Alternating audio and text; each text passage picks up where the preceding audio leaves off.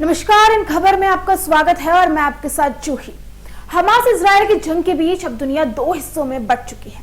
जहां एक तरफ शनिवार को हमास द्वारा हमले से इजराइल झुलस उठा, तो दूसरी ओर अब इजरायली सरकार ने भी हमास को दुनिया के मैप से ही मिटा देने की कसम खाई है।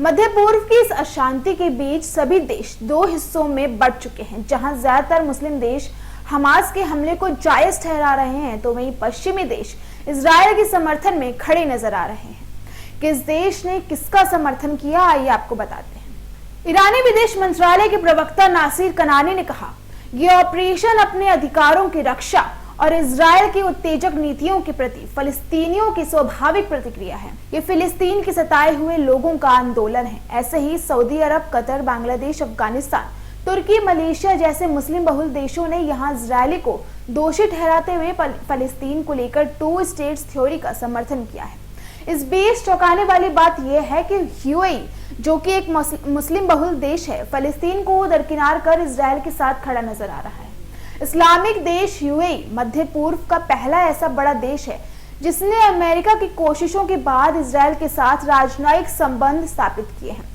साल 2020 में यूएई ने इजरायल के साथ अब्राहम समझौते पर हस्ताक्षर किया था। अब इजरायल और फिलिस्तीन की लड़ाई को लेकर यूएई का रुख काफी बदला हुआ नजर आ रहा है। यूएई ने अपने बयान में कहा कि ताजा तनाव के लिए हमास जिम्मेदार है।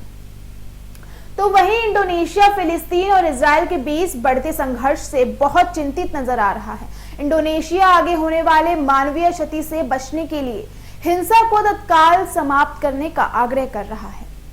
साथ ही इस्लामिक देशों के संगठन इस्लामिक सहयोग संगठन OIC ने एक बयान जारी कर मध्य पूर्व के ताजा हालात के लिए इजरायली कब्जे को जिम्मेदार बताया है।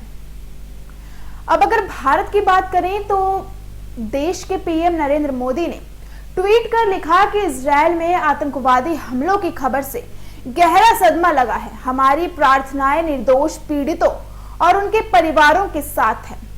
हम इस कठिन समय में इजरायल के साथ एकजुटता से खड़े हैं। इस पर इजरायली राजदूत ने कहा कि समर्थन के लिए हम भारत के आभारी हैं। तो अभी के लिए इतना ही। ऐसे तमाम देश दुनिया से जुड़ी खबरों के लिए देखते रहिए इन खबर। धन्यवाद।